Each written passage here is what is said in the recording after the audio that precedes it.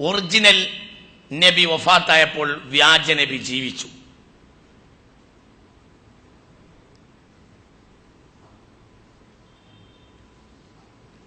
Original നബി വഫാത്താകുമ്പോൾ വ്യാജ നബി ജീവിക്കുകയാണ്. മദീനയിൽ നിന്ന് ഈ മുത്ത് മുഹമ്മദ് മുസ്തഫ വ്യാജനെ കത്തയച്ചിട്ടുണ്ട്. മിൻ മുഹമ്മദിർ റസൂലില്ലാഹി ഇലാ മുസൈലിമത്തൽ കസ്സാബ്. അള്ളാഹുവിന്റെ സത്യദൂതനായ മുഹമ്മദിൽ നിന്ന് സല്ലല്ലാഹു അലൈഹി വസല്ലം കള്ളവാദിയായ മുസൈലിമക്കുള്ള ക്ഷണക്കത്ത്. ഇത് നിർത്തി നീ ഇസ്ലാമിന് വഴിപ്പെടണം. പിന്നെ ഏറെ കഴിയാതെ മുത്തുനബി വഫാത്തായി. ആര് ജീവിച്ചു? മുസൈലിമ ജീവിച്ചു. ശത്രു അപ്പോഴും ബാക്കിയ. ചിന്തിക്ക്. പിന്നെന്താ സയ്യിദുനാ സിദ്ദീഖ് ചെയ്തത്? സിദ്ദീഖ് ഒരേ സമയത്ത് ഷാമിലേക്ക് പട പറഞ്ഞയച്ചു, അതേ സമയത്ത് മുസൈലിമയുടെ അടുത്തേക്ക് പട പറഞ്ഞയച്ചു. അതേ സമയത്ത് സക്കാത്ത് നിഷേധിച്ചവരോട് സമരം ചെയ്യാൻ തയ്യാറായി സയ്യിദുനാ സിദ്ദീഖ് റളിയല്ലാഹു അൻഹു. പ്രയാസങ്ങളുടെ പ്രയാസം അഭിമുഖീകരിച്ചാണ് സയ്യിദുനാ സിദ്ദീഖ് വന്നത് റളിയല്ലാഹു അൻഹു. ഓരോ ദിവസവും സിദ്ദീഖിന് ഒരു മരണം പോലെയിരുന്നു.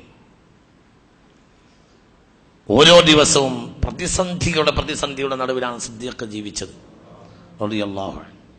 പക്ഷേ സിദ്ദീഖ് പായ കിടന്ന് മരിച്ചു. കാരണം ജീവിതകാലത്ത് തന്നെ ഷഹീദായ കളി കളിച്ച ആളാണ് ആര്? സിദ്ദീഖ്.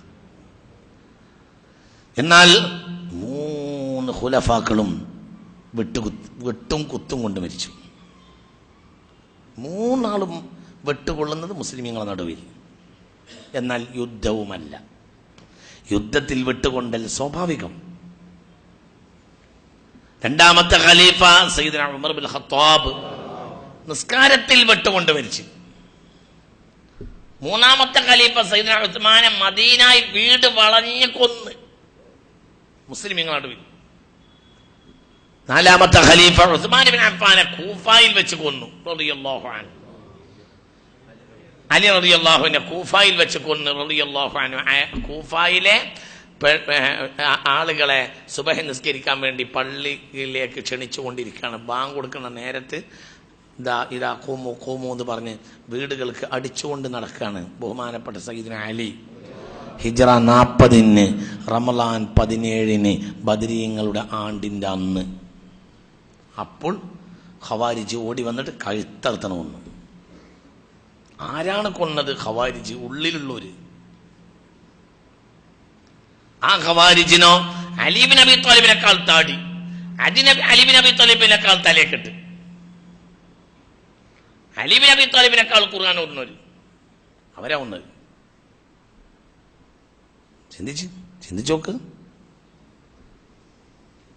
4 ഖലീഫമാരും പ്രയാസപ്പെട്ട് മരിച്ചവരാണ്. 4 ഖലീഫമാരും. ഒന്നാമത്തെ ഖലീഫ അബൂ ഹനീഫത്ത് നുഅ്മാനെ കാരാഗ്രഹത്തിലിട്ട് അടിച്ചു കൊന്നു.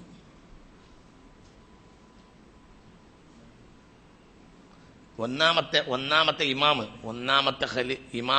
അബൂ ഹനീഫത്ത് നുഅ്മാനെ റളിയല്ലാഹു അൻഹു കാരാഗ്രഹത്തിലിട്ട് അടിച്ച് മരിച്ചു. അടി കൊണ്ട് മരിച്ചു അബൂ ഹനീഫത്ത് നുഅ്മാൻ റളിയല്ലാഹു അൻഹു. അതേപോലെ പ്രയാസമേറ്റു ബഹുമാനപ്പെട്ട സയ്യിദുനാ മാലിക് റളിയല്ലാഹു അൻഹു. അതേപോലെ തന്നെ അടി കിട്ടിയ ഇമാമുന ഷാഫിഈ.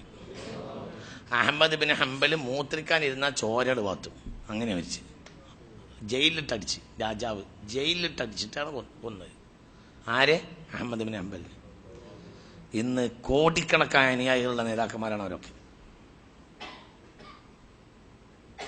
പിന്നെ ലോകത്തെ അത്ഭുതപ്പെടുത്തിയ ഒരാൾ ഇമാം ബുഖാരിയാണ്. ഇമാം ബുഖാരിയെ സ്വന്തം നാട് നിവർത്താക്കി. ആരാ ഇമാം ബുഖാരി? അങ്ങനെ രാങ്കുട്ടി പിന്നെ ഉണ്ടായിട്ടില്ല. താരീഖുൽ കബീർ എഴുതിയിട്ട് ഉസ്താദിനെ കൊണ്ടുപോയി കാണിച്ചു കൊടുത്തപ്പോൾ സെഹറുൻ, ഇത് സെഹറാണ്, ഇത് മനുഷ്യനെ ചെയ്യാൻ കഴിയില്ല. ഇസ്ഹാഖ് ബിൻ റാഹവൈഹി റളിയല്ലാഹു അൻഹു ഇമാം ബുഖാരിയുടെ ഉസ്താദാണ്. ഇസ്ഹാഖ് ബിൻ റാഹവൈഹി റളിയല്ലാഹു അൻഹുവിനെ താരീഖുൽ കബീർ കൊണ്ടുപോയി കാണിച്ചു കൊടുത്തു. താരീഖുൽ കബീർ എവിടുന്ന എഴുതിയത്? റൗളയിൽ ഇരുന്നിട്ട് നിലാവെളിച്ചത്തിൽ എഴുതും. അങ്ങനെ താരീഖുൽ കബീർ എഴുതി തീർത്ത്. നിലാവെളിച്ചത്തിരുന്ന് എഴുതുക. അങ്ങനെയാണ് താരീഖുൽ കബീർ എഴുതിയത്. ആര്? ഇമാം ബുഖാരി റളിയല്ലാഹു അൻഹു 16 കൊല്ലം കൊണ്ടാണ് സ്വഹീഹുൽ ബുഖാരി എഴുതിയത്. 16 കൊല്ലം കൊണ്ടാണ് സ്വഹീഹുൽ ബുഖാരി എഴുതി. അതിന്റെ ഹെഡിങ് മുഴുവൻ റൗളയിൽ ഇരുന്ന് എഴുതി. പിന്നെ ഹറമിൽ ബാക്കി എഴുതി. 16 കൊല്ലം ഹറമിൽ ഇരുന്ന് എഴുതിയതാണ് സ്വഹീഹുൽ ബുഖാരി. എന്താ ചെയ്ത സേവനം! അവസാനം ചെന്ന നാട്ടിൽ മുഴുവൻ പ്രശ്നമുണ്ടായി. 2 മർഹല ദൂരം നിന്ന് കമാനങ്ങൾ ഉയർത്തിയാണ് നൈസാബൂറിലേക്ക് ബഹുമാനപ്പെട്ട ബുഖാരിമിനെ സ്വീകരിച്ച് തിരിച്ചു പോരുമ്പോൾ ഒരൊട്ടകവും ഒരു വേലക്കാരനും മാത്രം നാട്ടിൽ പുറത്താക്കി. എന്താ കഥ! ഈ അത്ര അത്ഭുതത്തൊന്നും തോന്നുന്നില്ല. എന്താ ഞാൻ പറഞ്ഞേ? 2 മർഹല എന്ന് പറഞ്ഞാൽ 130 ചില്ലാനം കിലോമീറ്റർ ദൂരത്ത് നിന്ന് കമാനങ്ങൾ ഉണ്ടാക്കി പാതയോരങ്ങളിൽ. ആരെ സ്വീകരിക്കാൻ? അങ്ങനെയാണ് ഒട്ടകപ്പുറത്ത് കൊണ്ടുവന്നത് ബുഖാരി ഇമാമിനെ നൈസാബൂറിലേക്ക്. ആ നൈസാബൂറിൽ 5 കൊല്ലം കഴിഞ്ഞ് ബുഖാരി ഇമാമ തിരിച്ചു പോകുമ്പോൾ നാട്ടുകാർ പുറത്താക്കുകയാണ്. ഇത് നമ്മൾ വിചാരിച്ച ആളല്ലാണ്ട് പുറത്താക്കുമ്പോൾ ബുഖാരി ഇമാമിനെ ഒന്നും കൂടെ പോകാൻ ആളില്ല. ഒരൊട്ടകവും വേലക്കാരനും മാത്രം.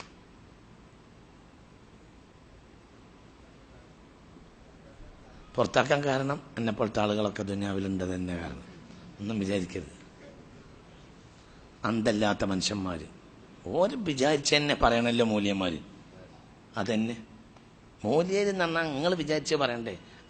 അല്ലെങ്കിൽ പ്രശ്നമല്ലേ? അന്നെ ഒരു വിചാരിച്ച് പറഞ്ഞില്ല. മൂപ്പര് കിട്ടണത് പറഞ്ഞ് നമ്മൾ വിചാരിച്ച ആളല്ലത് കള്ളനാണ്. കാരണം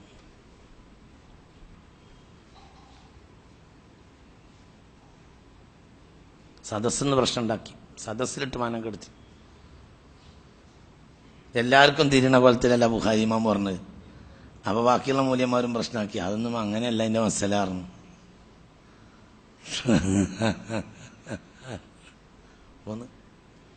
പിന്നെ ബുഖാറയിൽ പോയി.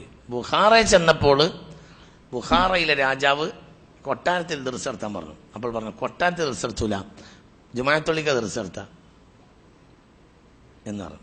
അപ്പോൾ പറഞ്ഞ് കൊട്ടാരത്തിലെ രാജകുമാരന്മാർക്കും എല്ലാവർക്കും പങ്കെടുക്കാൻ വേണ്ടിയാണ്. അപ്പോൾ പറഞ്ഞു രാജകുമാരന്മാർ പള്ളിയിലേക്ക് വന്നോട്ടെ. അപ്പോൾ പറഞ്ഞു എന്നാ കൊട്ടാരത്തിൽ ഒരു ദിവസം ജുമാഅത്ത് പള്ളിയിൽ വേറെ ദിവസം ആയിക്കോട്ടെ. അപ്പോൾ പറഞ്ഞു ഫക്കീറന്മാർക്ക് ഒരു ദിവസം മുലാൽമാർക്ക് വേറെ ദിവസം അത് നടക്കൂലാറും. അപ്പോൾ പറഞ്ഞു എന്നാ കൊട്ടാരത്തിൽ വന്ന വലിയ പാരിതോഷികം വേണ്ട തരാറും, പാരിതോഷികം എനിക്ക് ആവശ്യമില്ലാറും. അപ്പോൾ പറഞ്ഞു എന്നാൽ ജുമാഅത്ത് പള്ളിക്കലും ശമ്പളം കൊടുക്കണത് ഞാൻ തന്നെയാണ് ആറും, എന്നാൽ ശമ്പളം വേണ്ടാറും. അപ്പോൾ പറഞ്ഞു ജുമാഅത്ത് പള്ളി ഞാൻ രാജാവായ രാജ്യത്താണ്, ഇവിടുന്ന് പുറത്തു പോകണമെന്നാണ്, പുറത്തു പോയിക്കോളാം. അങ്ങനെ സ്വന്തം നാട്ടിൽ നിന്ന് എല്ലാവരും ലോകത്തു നിന്ന് ആട്ടി. ആരെ പറയടാ? ബുഖാരി ഇമാമിനെ ഒരു നാട്ടിൽ ബുഖാരി ഇമാമിനെ നിൽക്കക്കളില്ലാതെ ആട്ടി. ചെല്ലിനോടത്തൊക്കെ ആട്ട് തന്നെ. ആദ്യം സ്വീകരിക്കും, പിന്നെ ആട്ടും.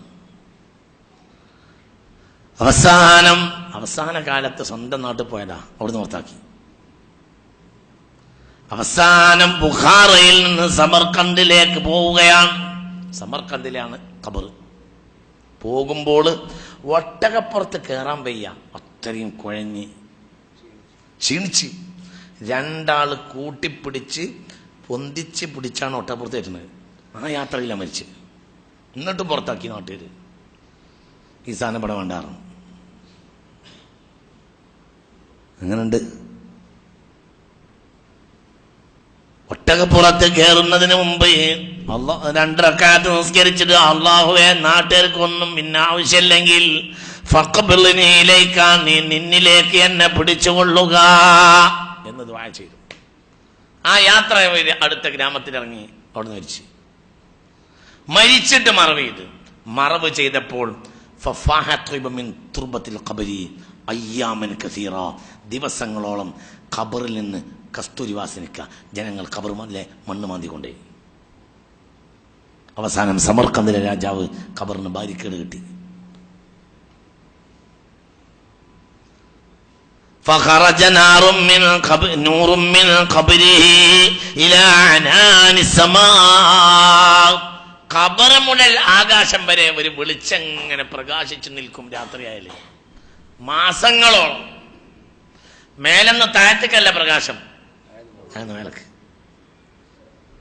കഷ്ടപ്പെടുത്തിയ നാട്ടുകാർ മുഴുവൻ മാപ്പ് പറഞ്ഞു. അപ്പോഴത്തിന് ആള് വെച്ചു. എന്ത് ചെയ്യും?